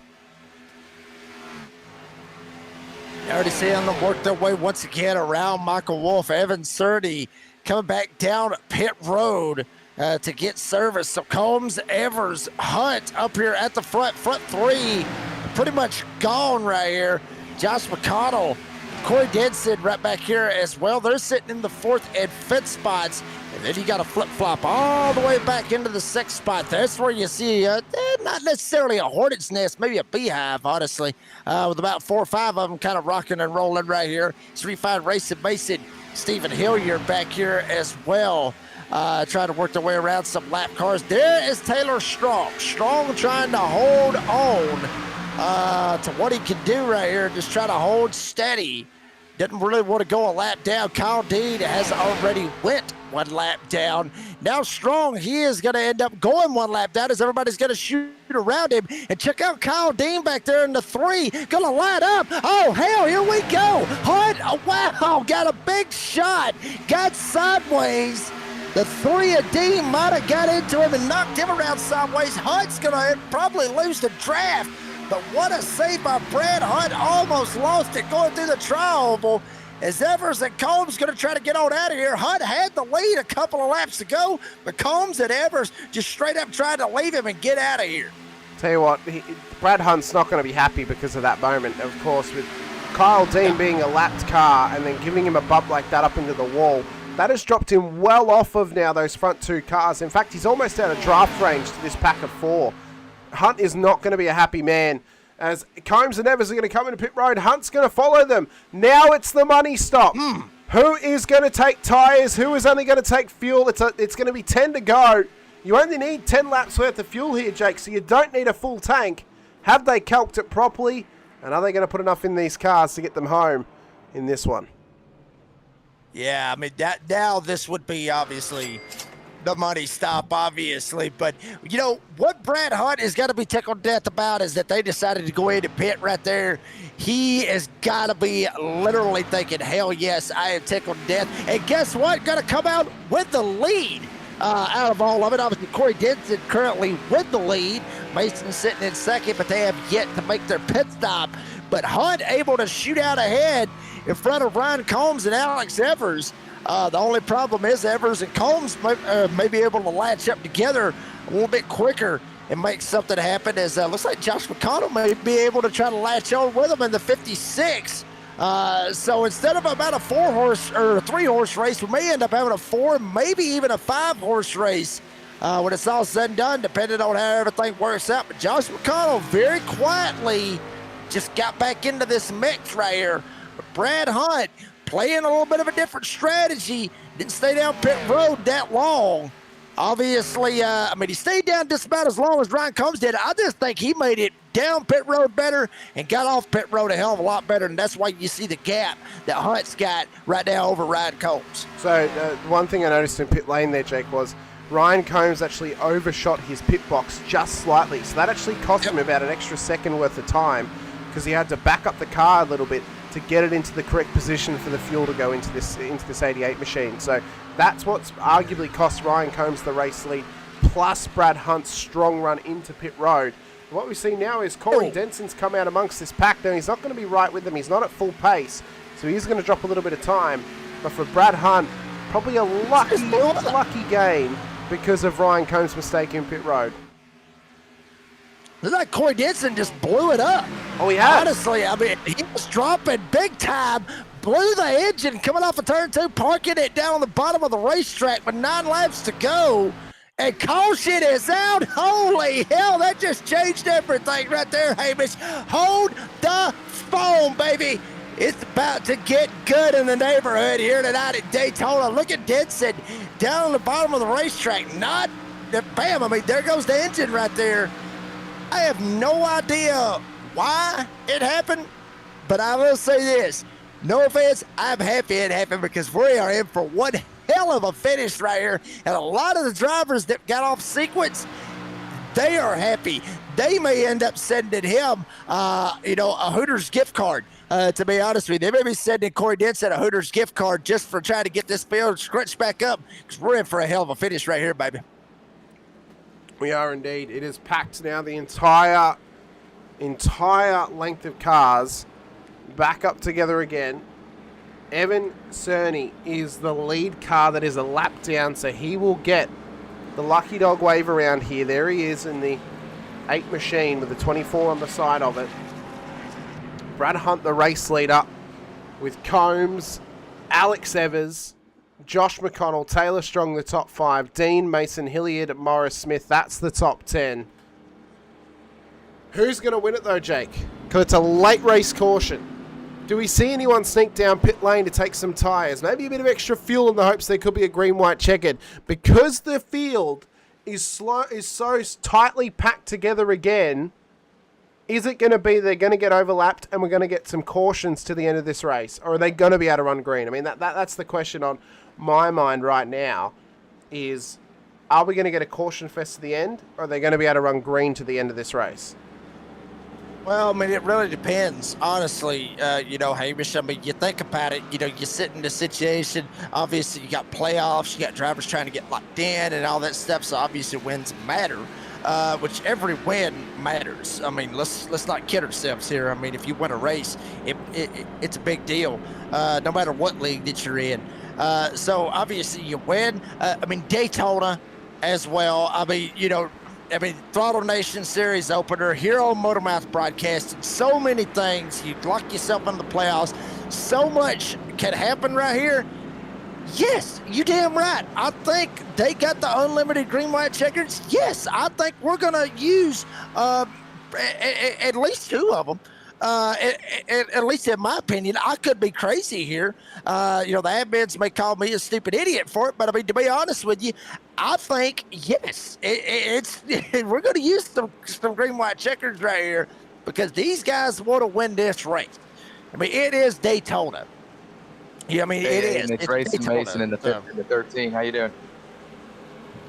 How you doing, buddy? What are you thinking, Mason? Well, I'm trying to get Aiden Morris at 58. We've been some good friends. I'm hoping he gives me a push because I mean it's gone down the line here. But yeah, me and him, we're some pretty good friends. We talked pre-race. He said, I said, who are you going with? Are you going with me or are you going with the Toyota? He said he's going with the Toyota. I respect that. He is a team owner himself. So as we get ready to go back green, let's do this, brother. Yeah, let's see how this turns out. Obviously, see it out there in the live chat. Obviously, Mr. Spargo, get your popcorn. I say yes. Get your popcorn, get your whiskey, get anything that you can get to make yourself feel pretty good here tonight for Daytona. It is on like Donkey Kong. 6 laps to go at the line. Brad Hunt able to hold her down. Combs right in behind him. Evers right there, as well as Taylor Strong and Josh McConnell. They're getting a little bit antsy back there. Strong gets knocked sideways, goes down to the bottom of the racetrack. Does not go around. No caution on the speedway. Hunt still holding on. As Swim slides up the top of the hill. Hunt and Combs, they're trying to squirt out ahead and try to settle up between themselves. We see the pressure that's starting to build in behind them as well, as Mason tries to push forward in behind Josh McConnell. McConnell now goes low, but we can see that Hunt continuing to drive on strong here with Ryan Combs. Alex Evers on his heels as well. Top 3 have started to break away thanks to the battles for the top 5. There's Wolf on the top line. He'll get out of the way as Hunt leads us towards the line, Jake, and we prepare ourselves for 5 laps to go at Daytona. 5 to go here at Daytona. 26 of Michael Wolf will slide up to the top of the hill. No harm, no foul. Here comes Combs trying to mix it up. Dean. Kyle Dean in a 3. Still blinking back there. Saw him on SDK. He was flipping out literally like he was just flipping out all over the place. Hunt still there as well. Here comes the run. Here comes Evers. Alex Evers going to take a shot. Combs tries to jump up, tries to make it happen. Hunt tries to put the block on him. Not able to do it. Yes, he will. Now down to the top bottom side. Ryan Combs, 83. And here comes Racing Mason jumping right in line with him. Combs goes to the front. Mason will go to second off turn 4. Coming to 4 to go.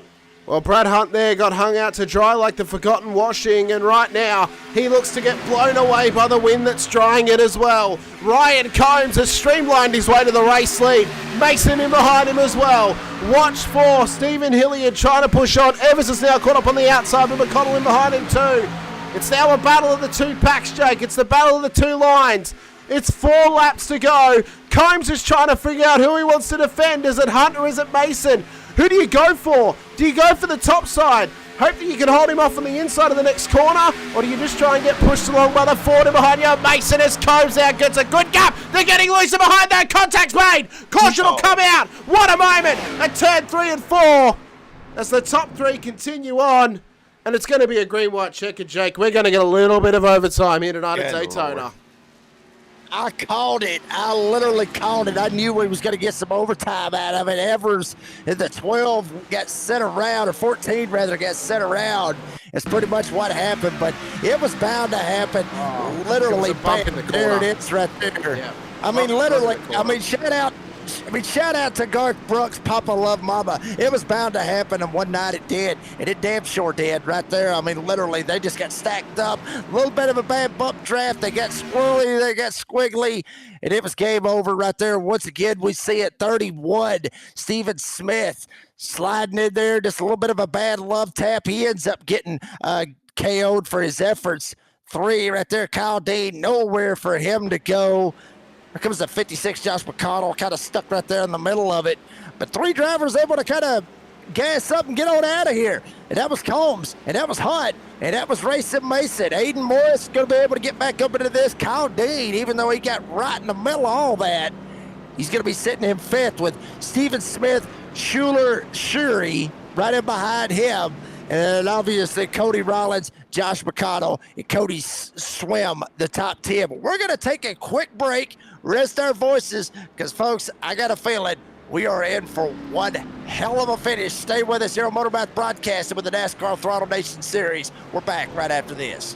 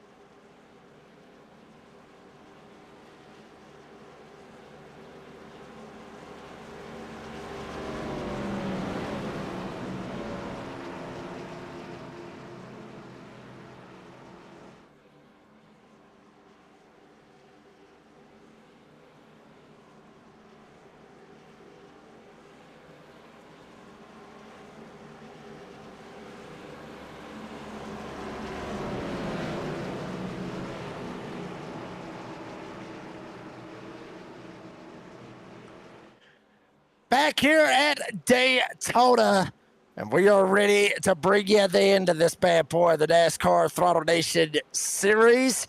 Redneck announcer Jake Reeves, Hamish Monroe, my good Aussie from down under. Right here beside of me as well, co-commentating and producing is we're getting ready to see one hell of a finish right here, Hamish. I mean, Combs up here at the front, Hunt sitting in second. You got Racing Mason right there with Cody Rollins, Cody Swim right there as well. We're hearing some guys got to take a piss break, but we're getting ready for a green light check. We got all kinds of stuff going on right now, Hamish. I got a feeling we're in for one hell of a finish. I just hope we're able to make it all the way to the checkered flag. You ain't got time to pee. You ain't even got time to lean. You've only got time to put your foot to the floor, full throttle to the end of this race. As the pace truck will come in, it'll be 2 laps to go. It's the first attempt at a green-white checkered as we've now gone overtime here at Daytona. Pace truck in. Ryan Combs in the race lead. Green flag, race start. 2 to go here at Daytona. Good start off the line from him. Mason has gone with him as well. Hunt has been left back there in P3. As you can see too that Rollins is trying to push on now as well with Swim up inside of the top 5. And there's Dina behind him too. Mason, though, putting the pressure on the back of Combs' car as they come through turn 1 and 2 and down the back stretch towards the white flag. Are we going to keep it green in the end? Are we going to get a late break caution to continue the overtime process once again? Can they push on? Can they keep it clean as they enter turn 3 and turn 4 once more? Top 10, try to push on. Swim caught up high as Combs leads us to the white flag, Jake. And it'll look to be 1 lap to go here at Daytona. Here we go, coming back to hit the white flag. Combs holding. No, Mason gets sideways. Hell of a save by the 13 of Racing Mason. And we got a white flag. We will finish this damn thing this time by Ryan Combs up here at the front. One driver almost lost it back there in the back.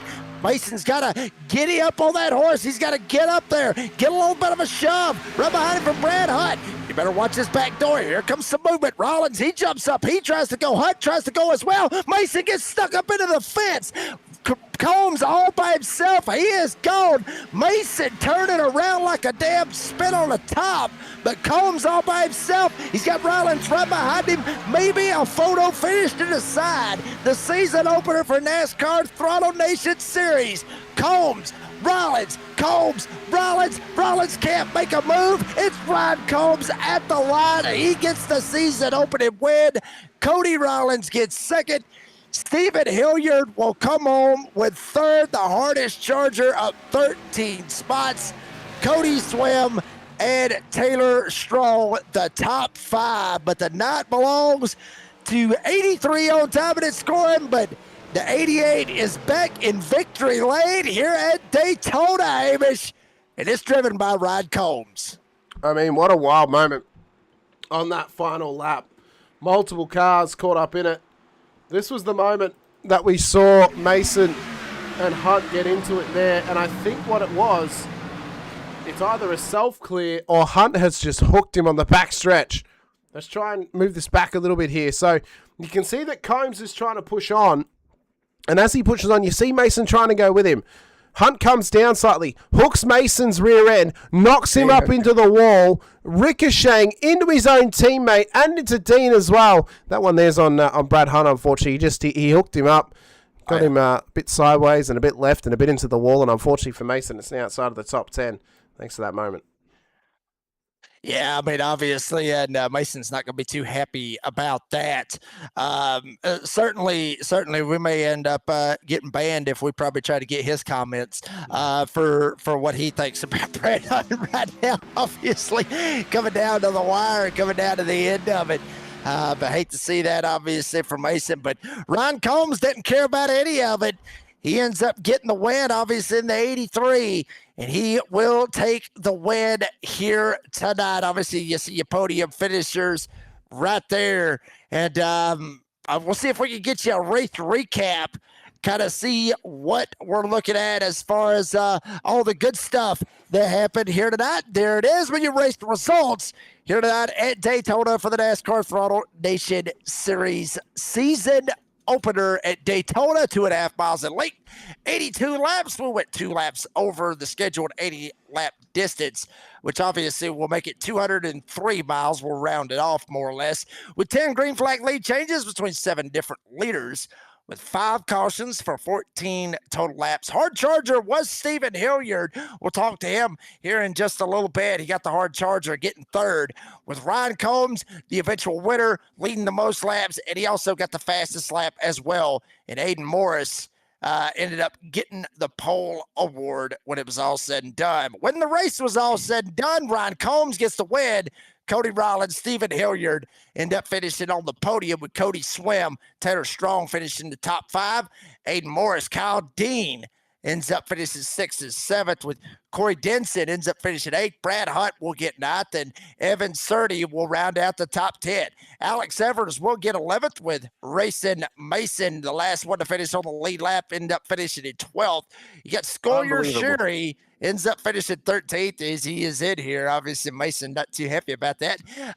But Stephen Smith will finish in the 14th spot, with Josh McConnell finishing in 15th. And Michael Wolf, the 16 drivers that started it here tonight for the season opener of the NASCAR Throttle Nation Series. Well, let's see if we can slide a couple of them up here. And I tell you what, we've already got him up here in, ready to go. He's already in the green room. Let's bring him on up here. Obviously, Ryan Sandman Combs getting the win here tonight at Daytona. Ryan, buddy, congratulations on the win. Season opener here tonight at Daytona, baby. Tell us about it. Oh, man, guys, first of all, I just want to thank everybody else that came out and was able to watch the broadcast tonight, and thank you guys. But that Chevy was fast. We kept her up front all day. I got real lucky with having my teammates behind me most of the time. Josh and Alex, you guys are amazing. Having you guys there definitely propelled me to this victory tonight. We had a few hiccups on the cautions, but we were really good on getting on pit road tonight and just the strategy. We only took tires once, so it was a little squirrely there at the end. Those last couple laps before the green-white checker came out were pretty chaotic going into turn 3. I got a little bit of a shot and about lost it, and I don't know how I saved it, but I did quickly want to say, I want to dedicate this win to my grandmother. She passed away a little over a month ago, and I definitely feel like she was with me tonight, and I appreciate everyone that stayed up to watch, and thank you guys. Amy, you got anything for the Sandman? Well, Ryan, I hope everyone else in the field is going to sleep with one eye open, because you've just put your name on the block as a race winner and as a contender this season. Congratulations. What a race win. Thanks so much for coming over chat to us. We wish you the best of luck next week out at Rockingham. Thank you, sir. Thanks so much. And obviously, Ryan Sandman Combs was going to ask him about the sponsors and the shout-outs, but maybe we can pull him back up here, because obviously, I mean, there's a lot of sponsors and shout-outs. We might try to see if we can slide him back up here real quick. We'll steal him. We'll steal him, Jake. Oh, yeah, there he is. Yeah, we'll steal him real quick. Ryan, real quick, buddy. Sorry about that, but you got any sponsors, any shout-outs that you want to thank that made it possible here tonight, buddy? Most of my teammates, guys. I mean, my teammates, they were the reason I was able to be here. The National Guard Chevy, like I said, was absolutely fantastic. Throttle Nation, amazing. Mason making this happen, putting this all together. Great guys. All the guys that came out tonight. Mental Health Bros, thank you guys for being here. We love you. We're glad to have you and everybody else. That's pretty much it. Everything's kind of been a little bit of a whirlwind right now. My phone's kind of blowing up a little bit, and I still don't think I've fully grasped what just happened, but somehow we just found a way to win Daytona somehow. Grab your phone, grab a beer, and settle down and enjoy it, baby. Hey, I had a beer before the race. I better have a beer after the race. That's exactly what I would do. The Sandman gets it done at Daytona. We'll see you next week at Rockingham, buddy. Thanks, man. There we go. That was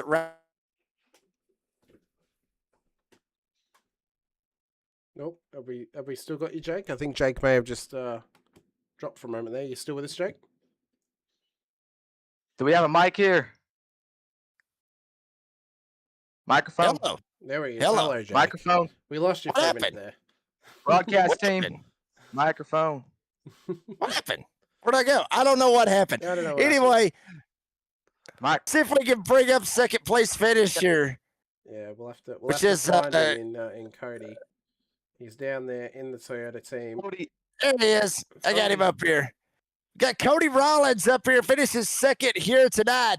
Cody, buddy, congratulations on the second place run. Tell us about that little. I mean, was there anything else that you could do to get around the Sandman Ron Combs, or was you pretty much just stuck right there in the second spot and you just had to take what you could get? Right there, I kind of had to just take what I had. We tried to keep the Monster Energy Toyota clean all day. Ran a good little pit strategy there. Was able to get up front there at the last restart. Saw those guys getting a little squirrely in front of me. Luckily, got down on that inside line and was able to pull in the second place finish. Amy, she got anything for him? Well, I mean, obviously a lot of chaos throughout this race, Cody, and up and down strategy calls for a lot of drivers as well. How was it just having to get this car to the end of this race and dealing with the strategy calls all throughout? Was it relatively easy, or was it quite difficult throughout this one to really strategize throughout the whole race to get yourself up the front? Pit strategy wasn't really that big of a concern. It was more of keeping the car clean during this race. That was a bit of a tricky situation. Luckily, there at that... what was it, a wreck with, I think it was 4 laps to go there at the end. Luckily, I was able to avoid that with 0 damage. Had enough fuel in the car, and just got up there and got it done. Cody Rollins comes home with the P2 here tonight. Cody, buddy, congratulations on the finish. Appreciate your time. You got any sponsors, any shout-outs that you want to thank? No, other than Toyota Racing, Toyota Factory Racing, my team. Everybody did the best they could. Shout out to the owner and my teammates. So that's about it. I don't have anything else to shout out. All righty, Cody Rollins, buddy, congratulations on the finish. We'll see you at Rockingham next week. Yes, sir. That was Cody Rollins, comes home with the P2 here tonight. We'll see if we can somewhere, somehow find Stephen Hilliard, and I'm looking. I think I just found him. Got to find him sometimes. But there he is, Stephen Hilliard coming home with the P3 here tonight. Up 13 spots, the hardest charger in the field. Stephen, buddy, congratulations on the finish. Tell us about that whole, I guess you could say, last 5 laps. Because, I mean, you had the big wreck, and then you had all that chaos happening right there at the end. You're able to squirt through there and get a third, buddy. Tell us about it. Congratulations. I appreciate that. Thank you very much. First off, I just want to give a shout out to my team. I wouldn't be here without them. So thank you to the Mental Health Bros Racing team. But yeah, I checked up for the guy in front of me going into turn 3 down there, and they just didn't really check up behind me. So we hit the pits after that. And came back out for that last restart. I think we took the restart at 14th, and I was just going to give it everything we had as clean as possible. And that big wreck happened in front of us, and we, like you said, we squirted our way through there and came out P3. So overall, pretty good. I mean, what a race though for your whole team, Stephen. I mean, you guys were all about 5 seconds back, nearly 6 seconds back, before the first pit stop happened at lap 16. And then all of a sudden, by about the halfway point of the race, around about the stage, all of you guys are around about the top 10. And then you just consistently stayed up there, tried to stay out of trouble as much as possible. What was the thoughts when you guys were 6 seconds back early on, and then all of a sudden you're right up amongst the pack again by the end of the stage? We right there on the start of the race, somebody just kind of got held up and didn't go, and so we kind of all communicated in our team chat to just try and all get caught back up, and it was just really just strategy and just pushing each other to get back up there, and we made it happen. Everybody on our team ran great. We had a couple guys get caught up in some bad situations. But hopefully next week we can all keep them on the track. We'll see how that ends up working out for you, Stephen Hilliard, buddy. Getting a third here tonight. Congratulations on the finish. Appreciate your time. You got any sponsors, any shout outs that you want to thank? Absolutely. I'd like to give a shout out to Post Syndicate. They're one of our huge sponsors. Also, a huge shout out to the Mental Health Bros, as well as my mom, my dad, and my sisters watching back at home.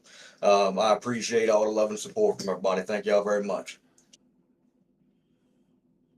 Very good. David Hilliard comes home with a P3 here tonight. Buddy, congratulations on the finish. Appreciate your time. We'll see you in Rockingham come next week. Yes, sir. Thank y'all. And when Steven Hilliard comes home with the P3, what's up? I'd like to see the replay that I saved on lap 81. Okay. I mean, Can we see the replay that happened on lap 81 with Mr. Racing Mason? Can we see that, please? Let me try and find it for you. Here we go. Let's see.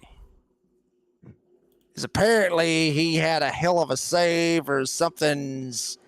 There's some talk going on from what I'm understanding. So let's see what happened with Mason. Let's see what he did right here, or supposedly did. But obviously Mason right there in the 13, obviously right in behind Ryan Combs, and let's see what he did. I'm looking.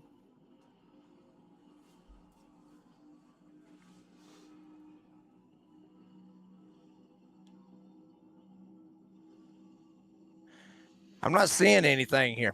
It was towards the end of the lap. Okay. Let's see. Well, there's the stack up. There was a stack up back there. There's Rollins, and obviously Cody Swebb right there in that mix as well. They worked their way off of turn 4. Obviously Mason right there, possibly looking for the block. Oh, damn. That's the save right there that he's talking about. And obviously that good possibility that one's going to be on the highlight reel, obviously for Motormouth Broadcasting, and obviously for Racing Mason's YouTube channel to get himself lined up. He's probably going to have a hell of a lot of followers off of that when it's all said and done as well. But wow, what a race, what a finish, the whole 9 yards. Hamish, buddy, always a pleasure. Colin Races with you and working with you, buddy. Your final take on the season opener for the NASCAR Throttle Nation Series. I got a feeling this is going to be a hell of a season. I can't wait, buddy. Oh, what a race. What a race it was. Unbelievable here at Daytona, and really just excites you, doesn't it, for Rockingham next week, and then the rounds that are to follow as well, including Vegas, Atlanta, Daga, New Hampshire, Kansas before the summer break. The first 7 rounds of this season are looking to be hot and heavy, so you want to make sure you get in on it by clicking the like button, the subscribe, the bell icon too. So you join myself and Jake here every single week. Jake, what a race. What a run home. Excitement personified all throughout. Just incredible, and super happy to do it with you once again. Unbelievable. I mean, great stuff, obviously. I mean, I love super speedway racing, love Daytona. I love Talladega a little bit more, but it's just because I'm, it's more like a home track to me. So that's why I kind of like Talladega just a little bit more. But Daytona obviously put on a hell of a show, as it always does. And tonight was no different. So congratulations to Ryan Combs getting the win here tonight. What will happen when we go to the Rock? Can he try to go for 2 in a row? We'll see what happens next Wednesday night. But folks, that is going to do it for this broadcast here on Motormouth Broadcasting. All the great sponsors, so many of them. Obviously, Spargo Media, Sandbox, Showery Farms, Dirt AI Racing. Obviously, Endless Gaming, Sandman Plays. That is obviously Ryan Sandman Combs. Gaming YouTube channel, Hasbro, obviously Sleeve and Steven, Aiden Morris for his iRacing YouTube channel.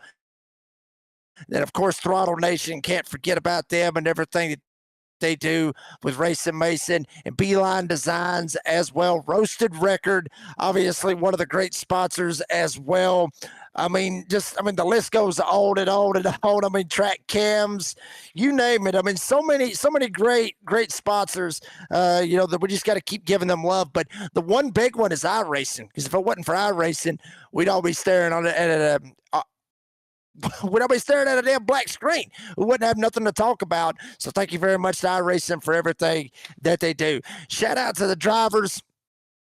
Hell of a show that they put on here tonight. You fans come out in big numbers. It was close to 40, right at 40 here tonight. If you haven't yet, make sure you like and subscribe and on the broadcast and keep up with everything going on with the NASCAR Throttle Nation Series. And obviously, I mean, Sandman, Ryan Combs, and Racing Mason, everything that they do, obviously, Mason Ramirez, everything that they do, allowing us to come in here and call their races this season, be ourselves, entertain you, the fans. I got a feeling this is going to be a damn good one right here on Wednesday nights, and we're so happy to bring it to you here with Motormath Broadcasting. For my buddy, Havis Monroe, co-commentating and producing, I'm the redneck announcer, Jake Reeves. Said as always, be safe, be kind, be fast. Daytona's in the rearview mirror. Sandman Combs gets the win. What will happen when we go to Rockingham, the Rock Old School Racing? Next round of the NASCAR the NASCAR Throttle Nation Series. Yes, I'm so screwed up, folks. I'm on pain pills. I'm fixing to take my ass to bed. Throttle Nation Series season opener is in the books. We'll see you at Rockingham next week. God bless and bye for now.